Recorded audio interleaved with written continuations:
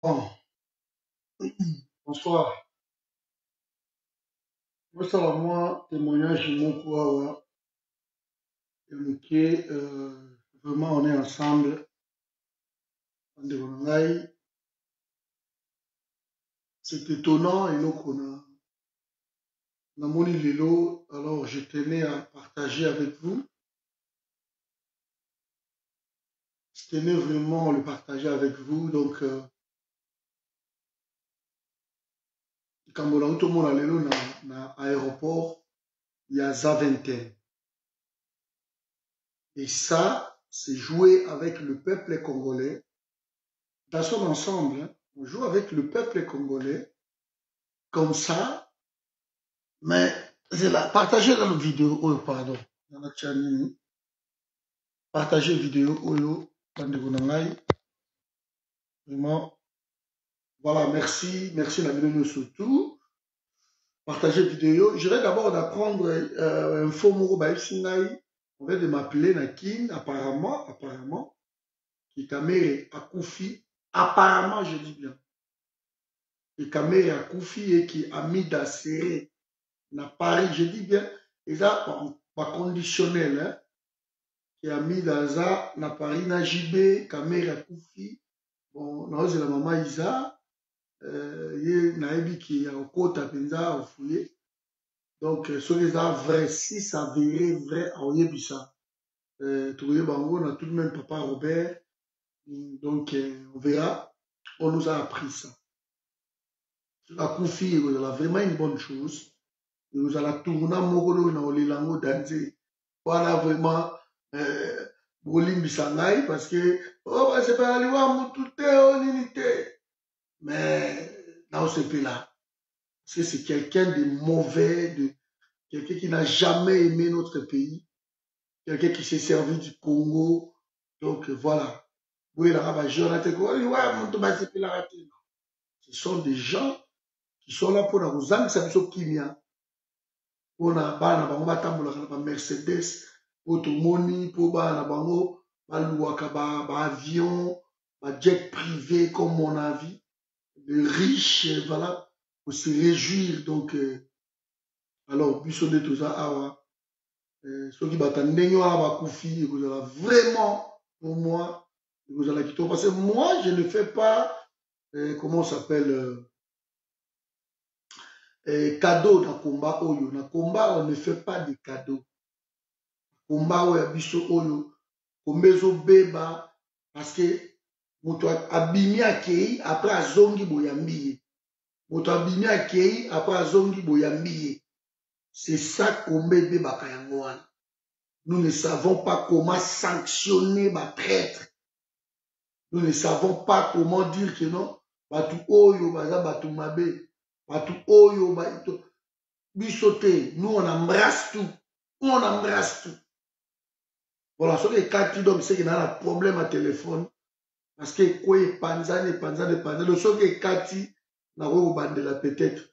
Parce que soit na pigé ma vidéo, monsieur ce sont beaucoup et kati après voilà, c'est comme ça. Bato ba obenga na mikolo, bazo comprendre que tant na osola na mutuboy et après moi et kati mba moko. Le téléphone est koufi. Bade ona ngai lelo na uti na aéroport kotika moto akende Kinshasa. Na sa vingtaine. Et na komi na sa vingtaine, il y avait des Camerounais qui partaient au Cameroun. Il y avait bah, Nigériens, donc il y a le Nigeria, le pays africain, le Marocain, le tout comme ça. Mais quand on dit que les Congolais sont commis dans la vingtaine, j'ai trouvé la queue. Et je voulais partager témoignage à la Bino. Ce que nous avons dit qui a tout dit, oh, c'est quoi? Nous avons dit papa moko vandi na coin, na téléphone na ye, azo meka kobeta beta ye papa. Est-ce que vous pouvez aider dans internet awa, na ye? Na bi problème ni, oh il faut la cote na site, il y a Inerbe. Ah bon, Inerbe, mais Inerbe Zanaki, non. Le gouvernement y a Félix. Le gouvernement y a Félix. Oh, Tchetembe, Betaka Sikoyo, www.inerbe.covid et Obimambala Moku. Donc, INRB, le gouvernement, le ministre de la Santé, va imposer les Congolais, surtout, au Congo, il faut remplir formulaire WANA à partir du pays de départ, parce que Bango, il faut pas s'assurer que tu vas payer les $45 quand tu arrives là-bas pour la test. Juste étonné. Mais ce n'est pas croyable. Et nous avons une blague. Nous avons un aéroport, nous avons même un aéroport dans sa vingtaine. Mais moi, si on a un aéroport, si on remplir un hôtel, on va avion. Mais à quoi sert formulaire WANA? C'est la dame qui me dira. En tout cas, quand tu as siko, beta kaka na téléphone na yo, beta www.inrb au commande. Et moi, j'ai posé la question, mais pourquoi tous ces pays vont voyager libre? Alors, parce que c'est le Congo. Alors, le Congo, c'est comme ça. Donc, c'est eux qui nous ont exigé, puis surtout ma compagnie, autres travailleurs, nous avons besoin de passagers qui sont au Congo. Mais Congo a exigé que passagers au côte en avion, ceux qui a rempli le formulaire c'est une sorte d'engagement que tant que tu paieras les $45 aux exigés dans l'aéroport. Donc on nous impose une formulaire, ok, donc on voyage dans le thème, mais au tient déjà dans Moutou na yo que tu as $45 à payer, tant au Kitanaki, et ça la code du mot, bazo pe sa bato code du wana, il y a INRB, bazo ko attribuer bato code du wana, et code du wana ne, et je crois dans un nango même na téléphone na ngai, si tout va bien, je veux partager code du wana, na cause à la nango. Parce que tant que moi, je suis à remplir, je crois qu'il faut dans un nango.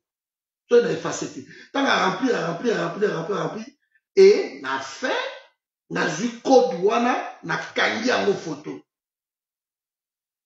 Na kangi en photo, na lobi lelo, je veux faire ce témoignage, et pas abandonner konangai. Voilà comment les Congolais sont torturés, même ceux qui sont à l'étranger. Les Camerounais voyagent librement. Librement. Je vais les Camerounais voyager librement. Je vais les Nigériens. Et j'étais en train de demander, papa, Bilo Kewa. Moi, je suis au Cameroun. Bilo Kewa, pas besoin de la mission Nigeria. Mais Congolais, de RDC. Non, vous ne pouvez pas partir. Il faut remplir les codes là. Il faut remplir le quoi. Et c'est comme ça que les Congolais sont maltraités. C'est pareil, on envoie une voiture, on met 9 véhicules, et là on a quitté mon gogoté na Cameroun, parce que les Camerounais sont des escrocs, parce que 9 véhicules, na Congo, il fallait la dépenser, bah véhicule, il faut plus de 30 000 € pour coma, et bima, et comme on chasse. Mais na Cameroun, ça m'a coûté c'était 1400 et quelques euros pour le 9 véhicules. Et j'étais tenté, presque 30 000 dans la bouche surtout, et na tiango par Cameroun, et comme on a 9 véhicules dans surtout. Donc notre pays, ils ont aidé bisoté. Nous de la diaspora, nous avons aidé tellement pays wana. Mais au moins musée Azagi Mayel. On peut dire, un taliban, azotinga musée balongola, corps ya musée wana, comme la télévision, on peut dire n'importe quoi. Mais musée, tant qu'on a pouvoir, musée savait que force naïe et qu'on a la diaspora. Parce que diaspora a ça la tout, diaspora a aidé battu tout, diaspora a tinga tout, diaspora fait tout. Donc, sur une petite diaspora, possibilité, ba kota na Congo, ba kota biloko na Congo, nga musée na souffler un peu en attendant la ça. C'est pour cela vous verrez que na règne ya musée moi 3 ans et demi voilà. Na 10 jours bato ba retrouva qui sourire. Et tellement diaspora tinda qui ba biloko passer douane ezalaki ofele surtout mituka ya ba transport biloko eza koyebe tous ces là qui ofele. C'est ce que musée a fait. Chilombo a voyagé presque une centaine de fois na poto. Mais à chaque rencontre, il y a un bétoniste, public conquis. C'est toujours douane, douane, quitte sa douane, quitte sa douane, quitte sa douane. Ah, la douane, ok. Mais côté Kuna, il est incapable, il y a un quitte sa douane. Moyen quitte sa douane, exact. Donc nous sommes traqués dans le pays Nabiso. Faire, on préfère faire qui est dans Bango, Bénin, qui est dans Bango, Centrafrique, Cameroun, qui est par-ci par-là. On risque tout au Koya parce que pour nous dédouaner les lots. Je vous donne encore un témoignage. Il y a Nissan Juke, qui fait un tindago na Congo. Mais pour la Nissan Juke, et comme un Nakisasa, on me demande 5500 €. 5500 € pour appeler ça. J'en suis là, tout le papa, mais écoute, on a contenu la Bible, mais c'est comme ça parce que ça coûte cher. Nissan Juke.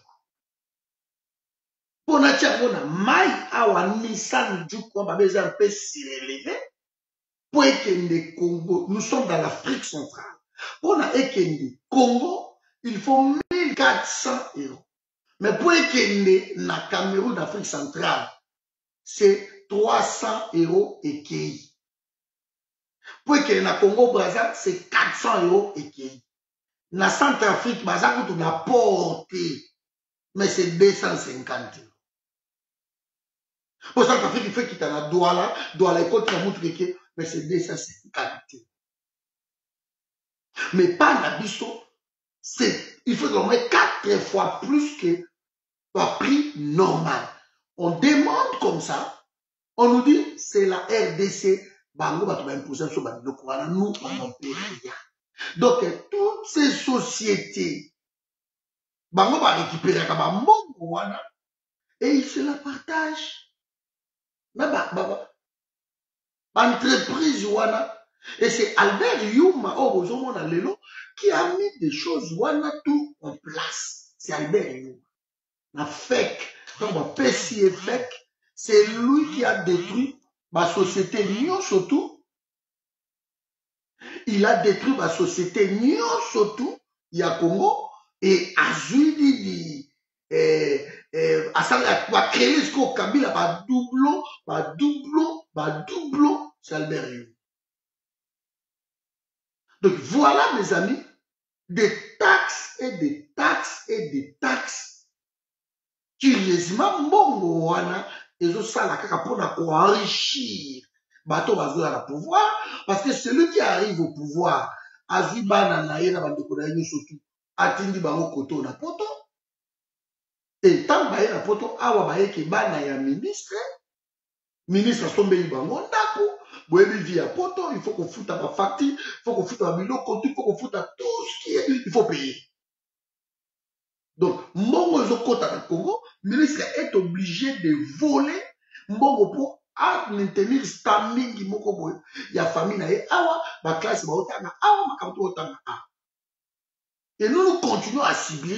Moi, je m'appelle à la diaspora consciente. Qu'est-ce que nous attendons de nous mettre ensemble pour contrecarrer Batouana? Qu'est-ce que nous attendons? Nous avons un dénominateur commun, c'est le Congo. Mais nous ne voulons pas nous mettre ensemble. Ça me dépasse. On ne peut pas comprendre que l'aéroport, mais nous avons un candidat. Est-ce que Bisso diaspora baza awa? Est-ce que ma facilita Bisso en quoi? Depuis que Mouzé est mort. Kabila a repris Makabona Balbert et Youma Masali, Masoloana. Est-ce qu'ils nous ont facilité donc? Place où le Roman a que non, un Congolais Brazza a soumis à Toyota Naye, a Tchéango, a dépassé le tout, a dépassé 1500 €, et comme il ne pas la bango et bimi, Makambotu, na Chana, doit na blocoto et bimi. Mais pas la bicho, un Toyota Starlet, c'est 3500 $. Et continue à mettre, livrer l'autre. 3500 $. Ça comptait les prix d'achat. Ça comptait les prix d'achat. Donc là où les autres peuvent faire, allez, à dépenser 1000 $, et pas la bicho, il faut te dépasser au moins 4000 $. Pour le koala, quand même, le koala, et comme, et vous avez un rapport, n'angambo. Mais c'est la diaspora, mettre au coquille sangana, pour mettre fin à Bilokoana. On n'avance pas, nous sommes tous les mi-poto. On n'avance pas, Bandikonangaï. Ok, dans le Cameroun, le sac à ciment, c'est 3 $. C'est aussi simple que, bah, ça n'est pas dans la banque. Mais ce qu'il n'y a pas dans Bisso, même les pensions, c'est 4 fois plus cher que ma pays.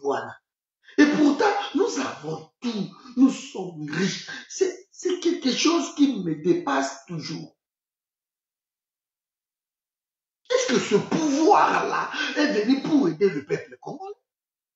Ou ce pouvoir-là est là pour nous torturer moralement? J'étais sidéré, vraiment gêné. Et n'a pas dit qu'on loue à l'aéroport, même pas on va kini, on sentir qu'à partout, bah on loue mais bah on loue net passé bah on kini. Bah monsieur bah on parle, ah combattant, voilà, bah monsieur bah on parle, ah kini. Donc la peur est encore là.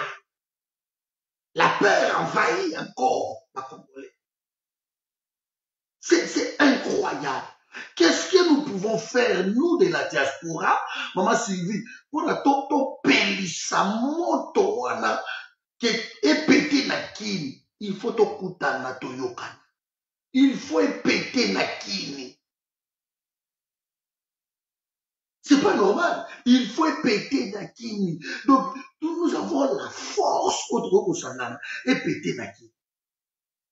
Moi, je ne peux pas comprendre Babylone comme Motindo. Ma pays, tout l'Afrique, va voyager dans Bango sans problème. Mon commun à Congo, Babylone Kendete, sans remplir le formulaire, Oyo, Imerbe na Kinshasa, Imerbe Atindeli Batu. Que avant Kende, il faut pas remplir, donc, le docteur était ni était noir, Bazou Atindeli Beza Batu, quoi, awa. Atindeli Bichou. C'est lui qui est à sa 21 millions.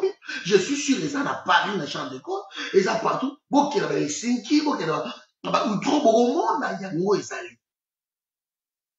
Que tu ne montras pas, il faut remplir le formulaire, il y a innervé. Donc, tu n'es pas malade, mais tu dois d'abord remplir le formulaire, il y a innervé. Parce que elle a dit, comme on a dit ça, on va récupérer le formulaire, on a code, tu payes cet argent-là. De bon calculer le nombre de bateaux bateaux qui et bango bateaux s'enrichir. Mais le Congolais, mais à un moment donné, ça me dépasse. Comment on peut pas s'organiser face à Biloko?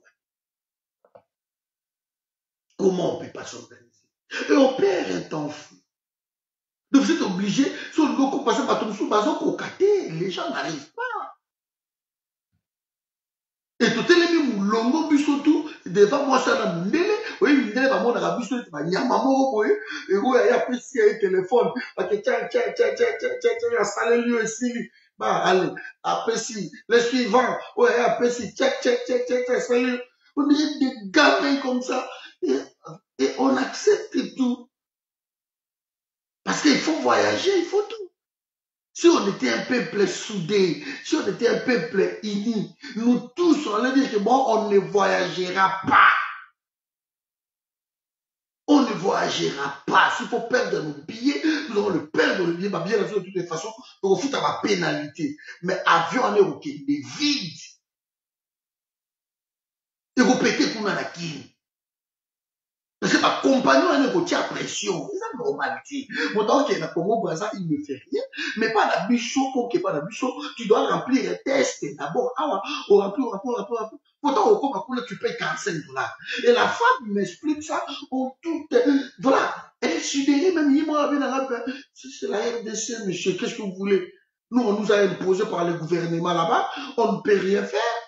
On ne peut pas vous laisser embarquer sans que vous remplissez le courant. Donc, c'est un engagement aux autres à la poto. Nous nous parce qu'il faut remplir Yango. Tu arrives là-bas, tu as un code, au commis, à l'épion, tu paies l'argent. Ok, non seulement qu'on aide ma famille, on va passer, mais ok, qu'on verse $45 dans la poche ya Mouyembe, qui a déjà presque 80 ans.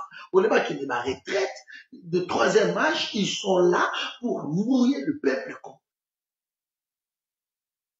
Déjà, Bango Moko Bazo Zouawana, Inerbe wana 6 mois impayés.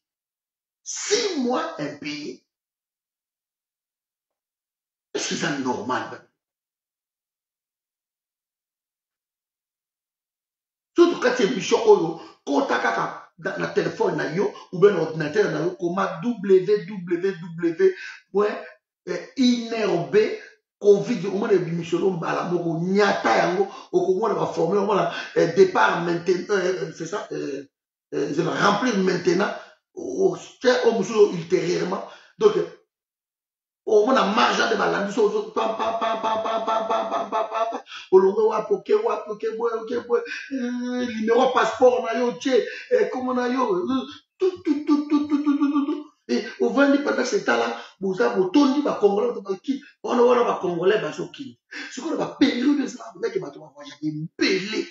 Mais vous risquez de louper l'avion parce qu'il faut que tout le monde, il faut voir la technologie. Et qu'on a qui pareil, parce que, et comme correctement, il bateau avion. Parce que qui ni mobimane les awana, test, on les a la mara, alors que tous a 5 départements na qui. Tous a na Tchango, Lukunga, pas qu'on partager yango. Lukunga bache, centre wana, Tchango bache, centre wana, Mwamba bache, Funa bache, pas qu'on partager, ma centre wana. Et tant que moi, département, bache, moi j'appelle les départements. Bache. Beaucoup de monde à 4. Et bata Funa, bakena Funa, bata nani, bakena nani. C'est comme ma passeport, c'est pareil. Mokili Mobimba. Parce que c'est un passeport dans le ministère des Affaires étrangères à Congo. Et si, il y a l'autre c'est un passeport dans la Awa. Dans la commune, là-bas dans Anderlet. Dans le c'est un passeport dans la commune Anderlet. Et je à 10 jours. 10 jours seulement, au bout, il y a quelques jours déjà, au 8e jour, pépé, message est lié. Autant ton passeport est déjà prêt, monsieur, vous pouvez passer récupérer. Mais je me suis posé des questions, mais comment d'autres pays sont organisés comme ça? Et comment 60 ans après, nous ne sommes même pas organisés. L'organisation coûte cher dans le pays. L'administration coûte cher dans le Congo. Mais 60 ans après, ils aiment nga excellence, nga docteur, et même moi, au Kendo, autour des studios, Janine Mabouda. Maintenant, comme il est très mauvais pour la remise de reprise, et la femme comme présidente honoraire de l'Assemblée nationale, Janine Mabouda. Ils aiment ça. Les honoraires, comment, comme soit avec un Bakabilo, autorité morale, ils aiment ça. Ils nous inventent des mots. Alors que Bazana ba échec moko qui ne dit son nom. Diaspora congolaise, s'il vous plaît. Ressaisissons. Doit-on continuer dans la même erreur? Doit-on continuer dans la bêtise? Doit-on subir? Parce que maintenant, ma côté tico. Et tu risques de louper. Tu risques de louper. Hein? Tu risques de louper le voyage. Pour l'amour loco. Voilà les témoignages que je voulais quand même partager avec vous. Je suis indigné que moi, on a vu le Coran. Je suis sidéré. Le pays de Félix Depo Makona, il y a eu soupir qui même na tamaka.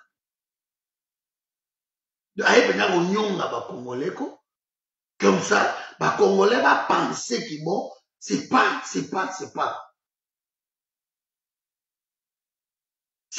C'est incroyable.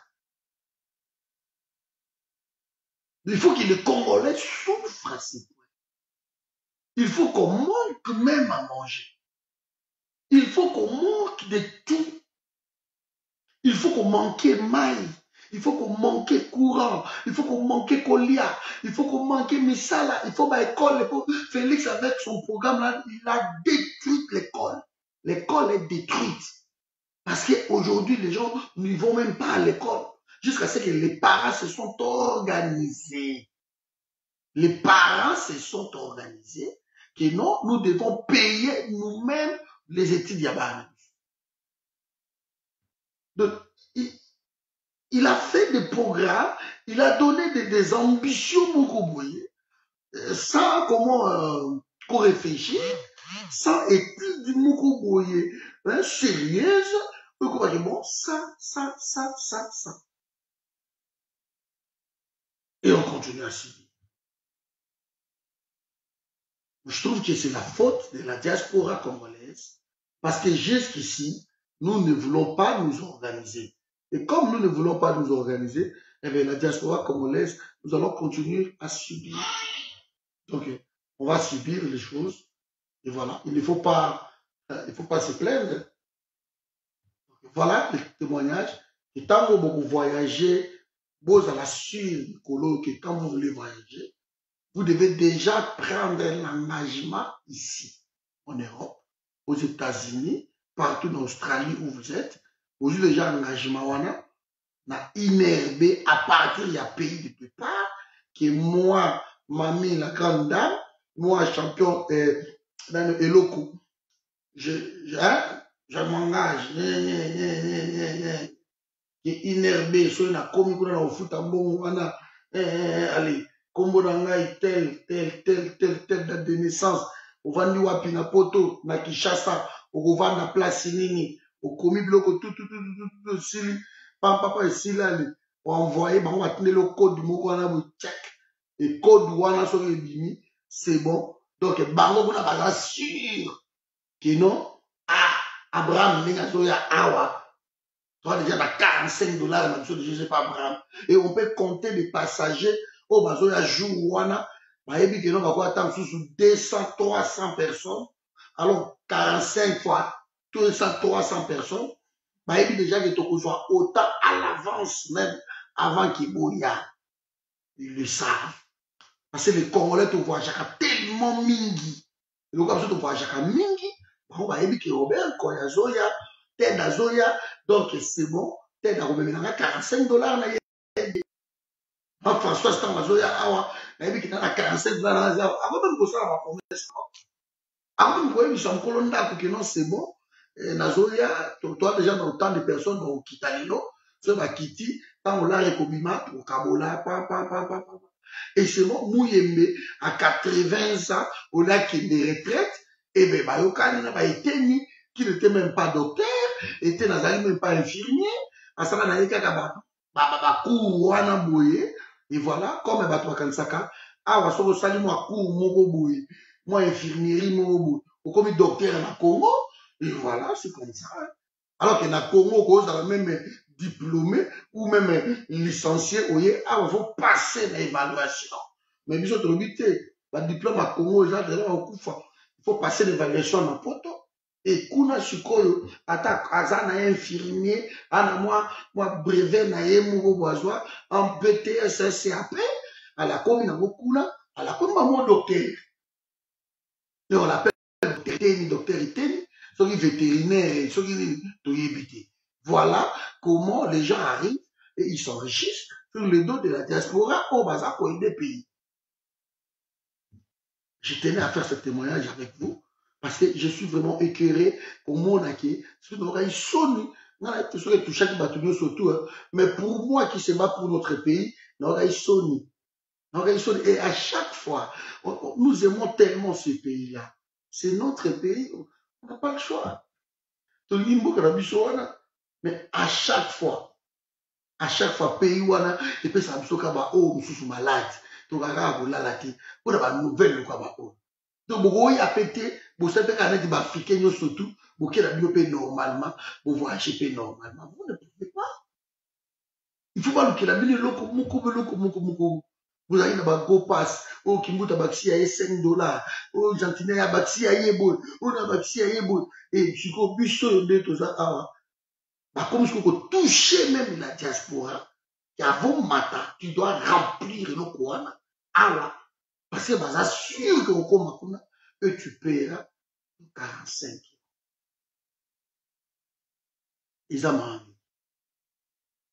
Voilà mes amis. Donc, ça va pas mon ami, et qui on attend. Nouvelle, il y a Camille, il y a Koufi à solo. Ils ont conditionnel la combien ou bien. Donc, soit Koufi à solo, vous allez bien. Vous allez bien. Donc vraiment, nous sommes ici. J'ai toujours dit, voilà, bon s'abonner parce que vidéo, on a salé à YouTube. C'est tellement magnifique. On a salé à YouTube, on a mekakuna, malé, donc on a même pas la mire. Vidéo, là, je parlais dans Noël, et puis, constant, mon déjà magnifique. Moyen, na tchango a na mire, donc, on a le sata sur des jours, on a awate, salut na YouTube kuna. Donc, tout le monde a sur 3 jours, on a awate, on a YouTube kuna. Donc, abonnez-vous à Cordon Patrick et Fonzamoto na YouTube. Parce que, vous avez besoin de mingi, et tout le temps, vous avez bloqué, vous avez la beauté, vous avez la beauté. Donc, voilà, après, il faut qu'on ait place sur OK, donc, on sa heure kuna na YouTube, et vous attendez sur RTL. Donc, chaque jour, à 18h, je commence à faire le direct. Et vous allez sur YouTube. Et bateau, vous allez abonner à Cordon Patrick de Fonzaboton pour Bandolanda. Parce que vous avez Facebook, vous avez bloqué tout le temps. Mais pour YouTube, vous allez signaler les Africains. Mais vous allez signaler tout le temps, la restriction, ça la beauté, pour publier Boto, qui est des Boto, ça la beauté. Alors, on m'a conseillé, après 7 ans, il y a la vidéo, on m'a conseillé que Cordon, ça là, na YouTube, vous allez la kimia, vous allez faire Cordon avec les RTL, et on s'organise, pour prendre R, et tout le monde a R, qui va tout bazar. Donc, ne tardez pas, on a beaucoup, je sais pas, parce que 200 et quelques, 300, je crois, on a vérifié, on a shooté la beaucoup. Donc, tout à l'heure, ok? Ok, donc on est ensemble, donc, voilà, et l'autre, comment on a l'élo, on a vraiment sonné, et voilà, on va dire pour nous, bandeko, baye, baleki, baleki, baleki, et biso de vandier, toujours là. Vous êtes là, moi, si mon boiseau remplir, la test, il y a une herbe, la kini, mais, la dit, Congolais, avant matavion, il faut remplir un mot. Beta Moshikoyo, de nos 4 vidéos au monde. www.inerbe-covid au monde. Cliquez dessus.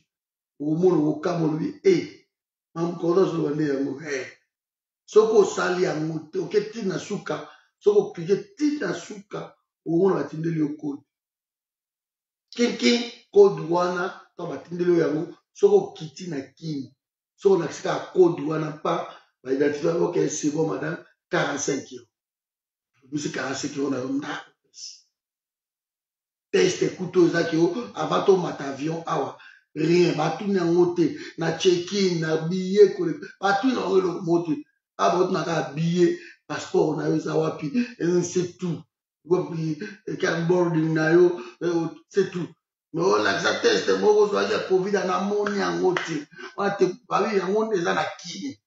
So comme na kin, la ça le test nous joue na poto. Ah test na nga yango petit test na yo. Après bon, rempli ça que loko mo kuna.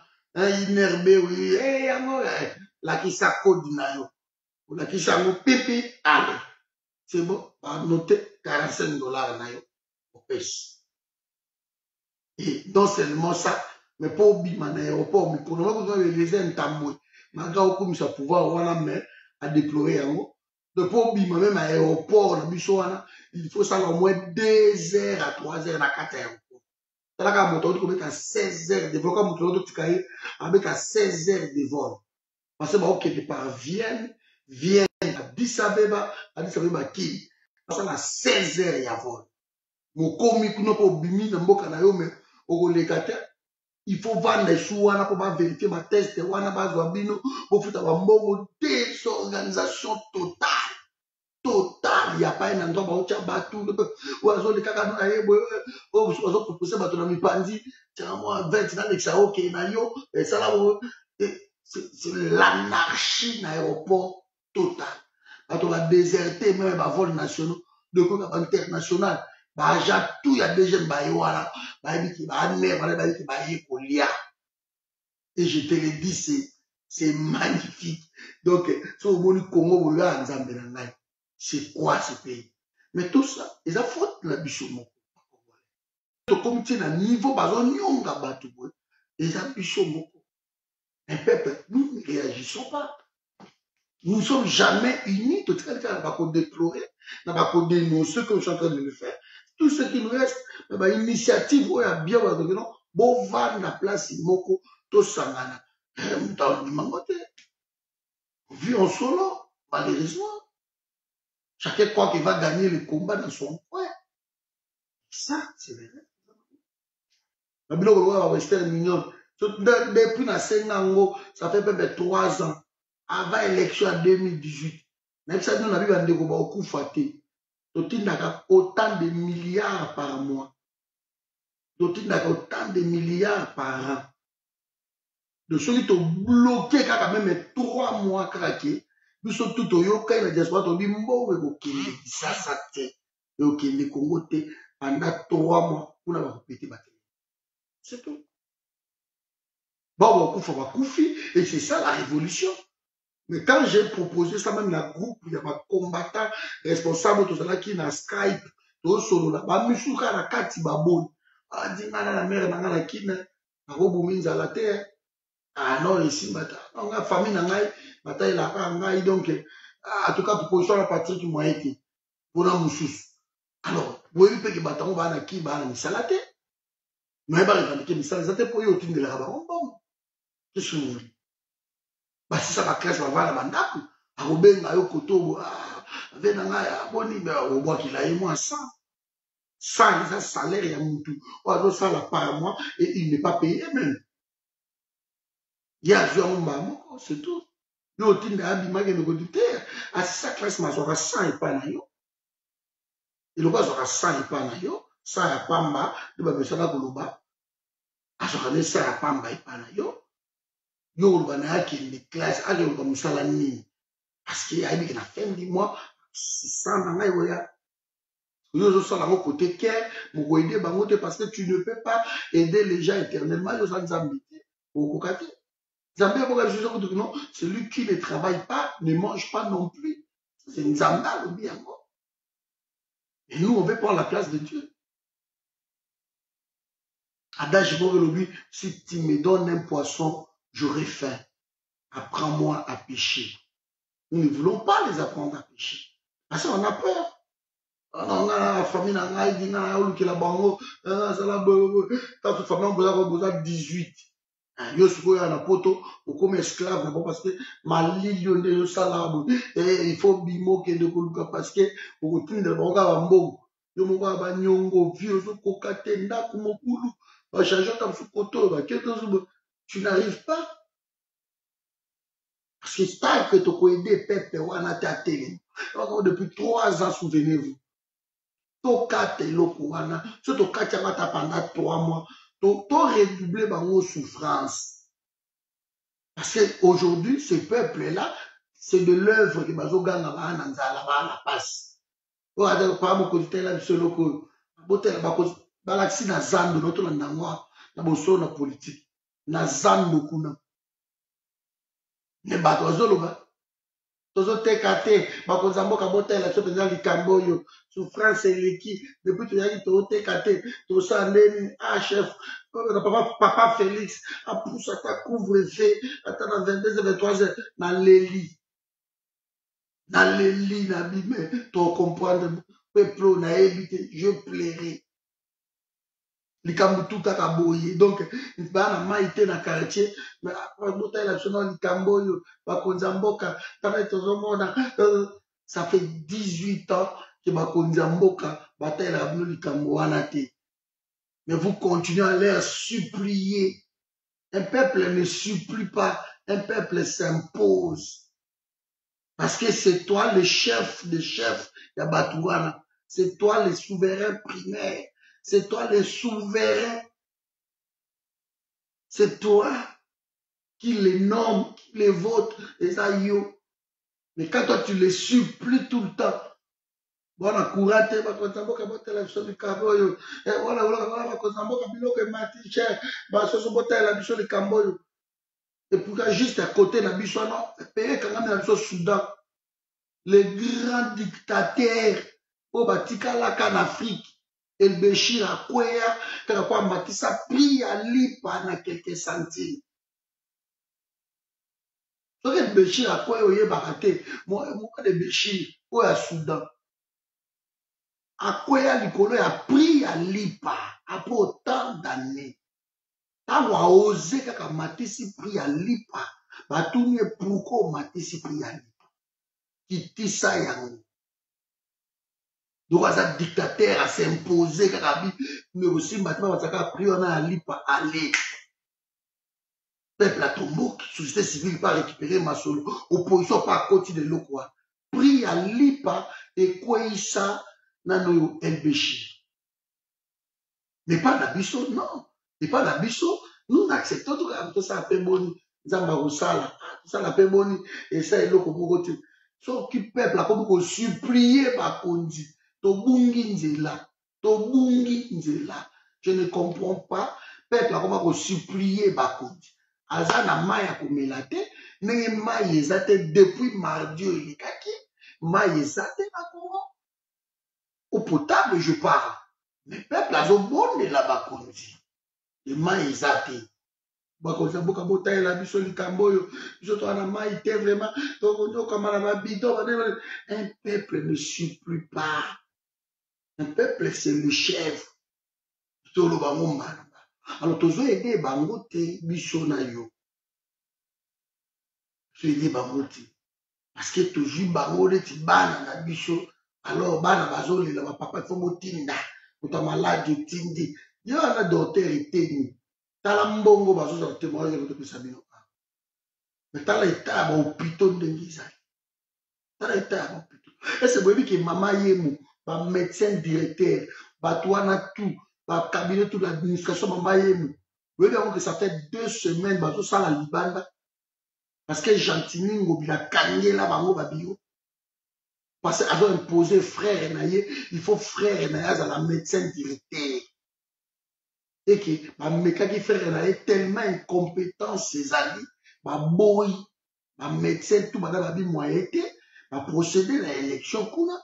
Na ordre de médecin, poni mutu mususu, qui est compétent, et Jantini Mobila Tomoki, alors il est la frère naïe ou personne d'autre. Et Kangi bio. Le médecin, marche Zanaki. Et les médecins, ils travaillent sur le Liban, ils ont équipe pour travailler Liban. Et ça, on trouve ça normal. Et l'attribution au ministère de la Santé, il ferme sa gueule parce que hier, il n'était pas docteur, à Tangate, à docteur. Et aujourd'hui, on accepte tout. Voilà, le voilà, il nous suit même jusqu'ici en Europe, on a pouvoir en Félix, comme on torture tout, tiens, on a photo. Donc, on voyager, ça, Mukanda, on a émission. C'est un témoignage. Aujourd'hui, on a outil l'aéroport.